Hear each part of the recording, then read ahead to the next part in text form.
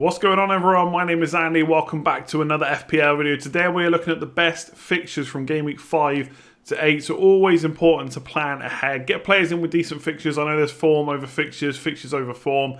Big discussion in the community. I still think fixtures are a key thing to be looking at. And a 4-week period is a good span because a lot can happen within 4 weeks that might make you change your mind. So looking kind of 6-8 weeks ahead, okay, maybe for goalkeepers or defensive rotations or something like that is good. But for most players, 4 game weeks is pretty much a sweet spot. So I'm going to run through 3 teams, but also talk quickly about 3 other teams before we jump into the main bulk of the video. If you enjoy this kind of content, please do give it a like. Hit that subscribe button if you're new around here, and let's jump into it. Okay, so I'm talking about 3 teams at once here rather than giving them their own separate section, mostly because I don't think they really warrant having their own section. They're in the video because they've got good fixtures, Crystal Palace, Fulham and West Brom, but ultimately there's not too many players from these teams I want to talk about in depth, to be honest. So Fulham, it's pretty much Mitrovic or bust at the moment. Certainly not going near any of their defenders. Like I've spoken about in other videos, I think Lookman looked good when he came on. Let's see how he progresses. Let's see how that kind of boosts the rest of the team. But right now, it's Mitrovic or no one, and if I didn't already own him, I certainly wouldn't be looking to bring him in.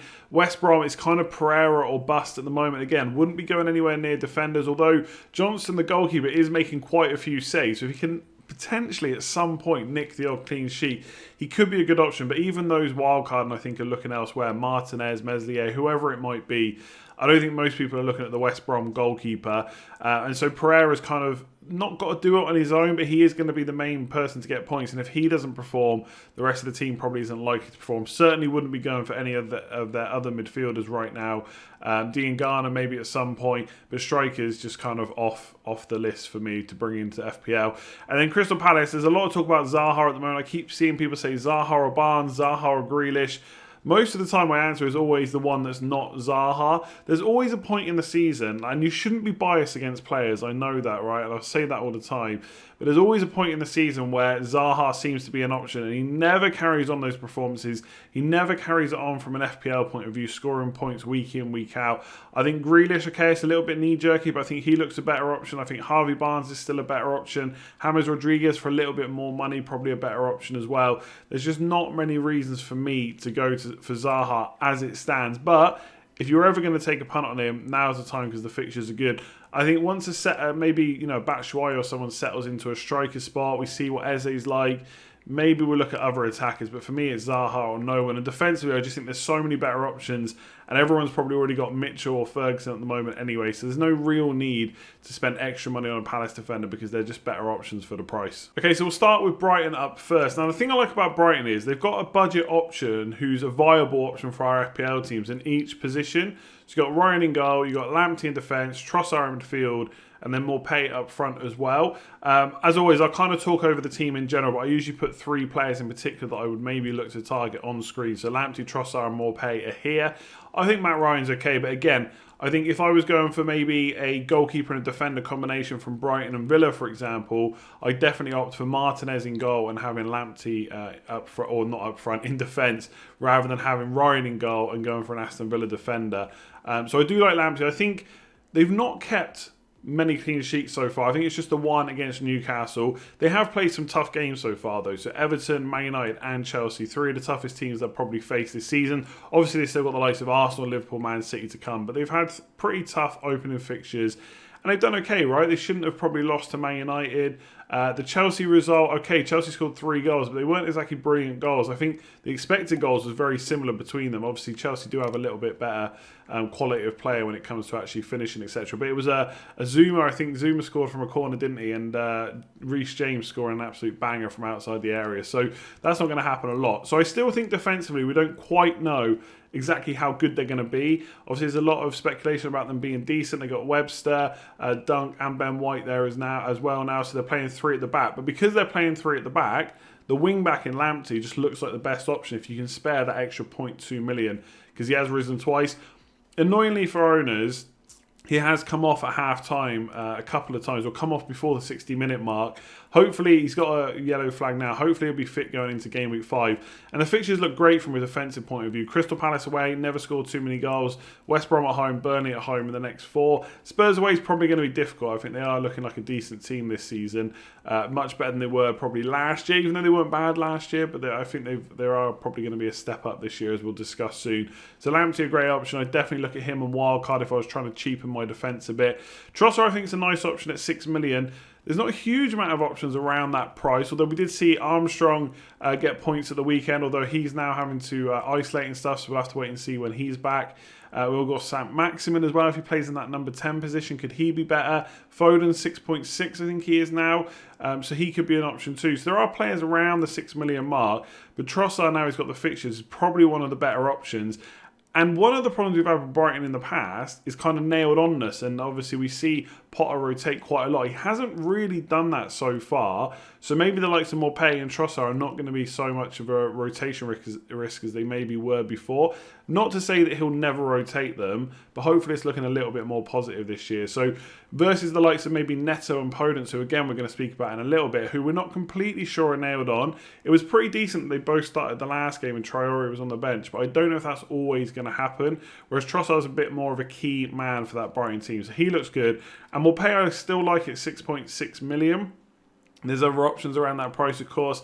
Callum Wilson's an option. Watkins just banged a hat-trick against Liverpool. Mitrovic we just talked about. There's a lot of options, but Morpay looks good. So last season, his expected goal involvement was 0.41 over the whole season, which isn't bad for the price, and he's on penalties as well. So the 0.41 is non-penalty expected goal involvement.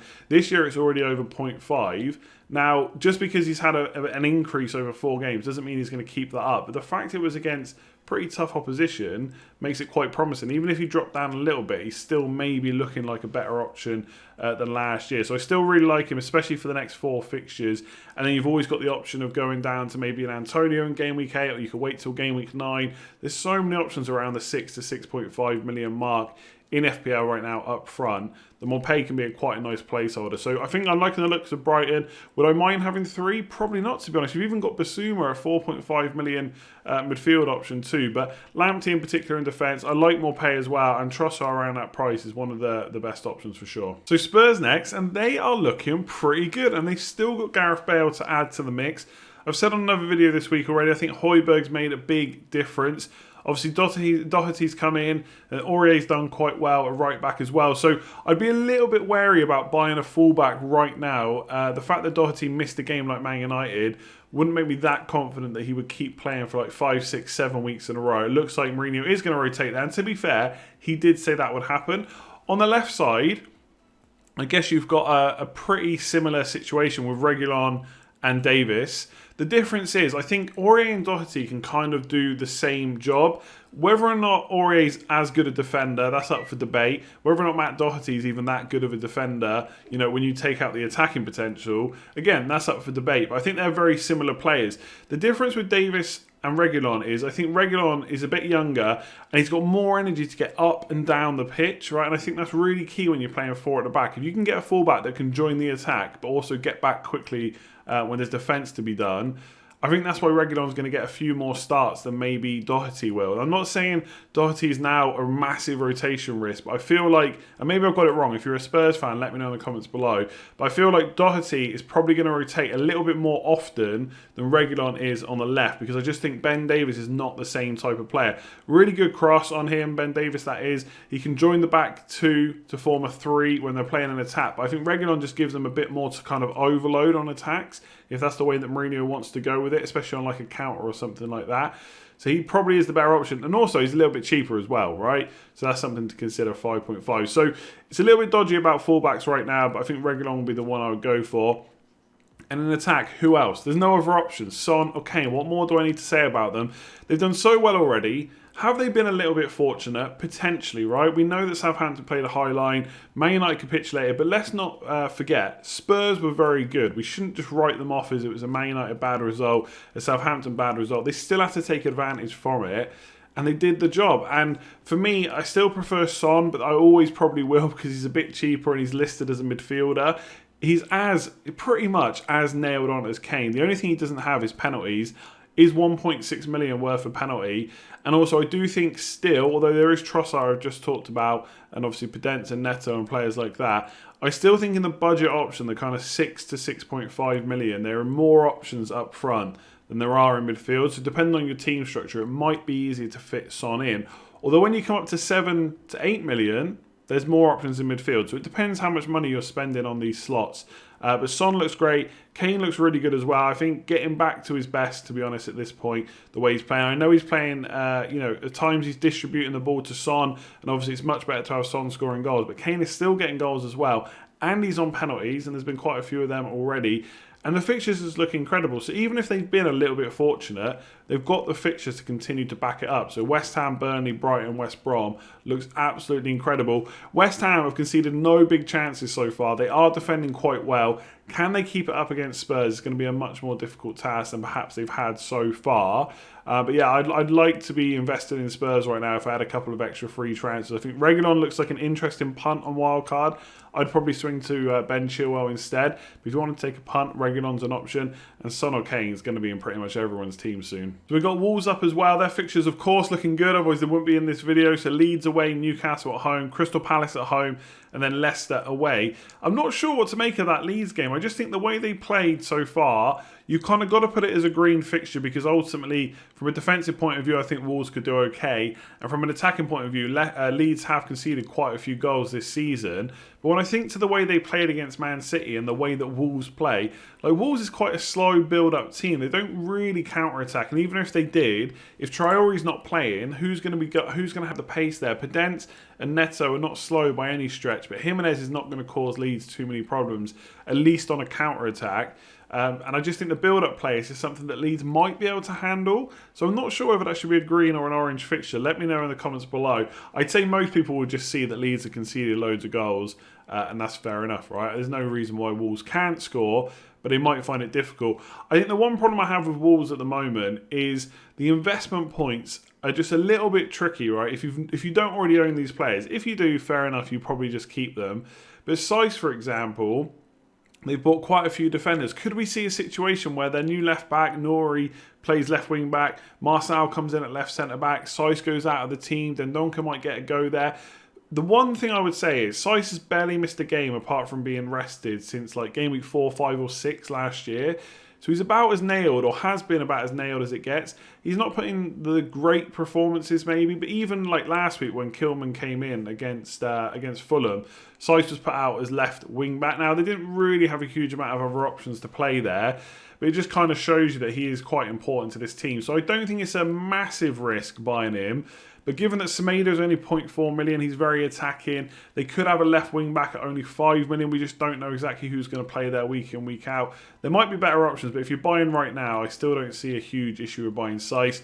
Podence was obviously the bandwagon. I still think he's a good option if you own him. The interesting thing about Neto is I think he's had the same amount of shots in the box, but he's created 5 more chances, I believe, if I've got it right. Neto's created 7 chances. Podence has only created 2. Worth saying that Neto has played a few more minutes, but they both played that Fulham game, so I don't know. Maybe Neto's the one to go now for 0.1 million less. But like I said, for 0.4 or 0.5 million more, you can get Trossard instead. So I don't know if I would go for a Wolves midfielder right now. Wasn't hugely impressed with their attacking potential against Fulham. I just don't think they were kind of clinical enough, or I don't know what the word is, like risky. I don't know, they're just such a slow build-up team that when it takes them a while to get that first goal, you just feel like the second goals never come in. Maybe Traore will mix things up, especially against Leeds. If they play like a 3-5-2 perhaps, could be good. But that obviously rules Neto and Podence out. And that's one of the problems with them is they are a bit of a rotation risk. So that's something that I would consider as well. And then Jimenez is the main man up front. Like, I wouldn't go for Traore right now. He's not starting enough games. But already, after bringing him into my team, I'm already thinking, could I just go for a 6 to 6.5 million forward instead and just go without Jimenez? I don't know. I don't know what to make of Wolves right now. But the one thing I would always say is they have got the fixtures. They're not a bad team. Jimenez hasn't become a bad player overnight. So if you want to invest in someone right now, I still prefer Jimenez to Danny Ings, for example, at a similar price point. But if it was Jimenez or Calvert-Lewin, even with Liverpool next, I would definitely side with Calvert-Lewin. And if you wanted to spend more money in midfield or defence, then you could downgrade to like a Morpay or a Wilson instead. But Jimenez, obviously, if you want a forward from Leeds team, the best option. So that's it for this one. Thanks very much for watching. Let me know in the comments below which players from these teams that I mentioned you're targeting. Maybe you are going for a Fulham player or a West Brom player, or maybe Zaha is still in your thoughts. Let me know in the comments below. Of course, please do give it a like if you've enjoyed it. Your support is always appreciated, and hit that subscribe button if you haven't already. I just want to do a quick shout out for Patreon as well. So patreon.com/letstalkfpl. If you want to support me or the channel even further, there's Slack access, WhatsApp access, team reveals, all my videos as podcasts, all that kind of thing. You can check out which tier offers what in the link in the description below. And I should do a quick shout out to all the patrons that are signed up at the moment. So everyone that signs up gets up on the Patreon Legends wall. And since yesterday, we've had a new sign up as well, Christian S. So thanks very much to you for signing up, and for everyone else that's been with us. We're pushing now for 175 patrons, so thanks very much. For everyone that's watched this, for everyone that's signed up to Patreon, hit that like button, hit that subscribe button, and I'll be back soon for another video. Cheers all.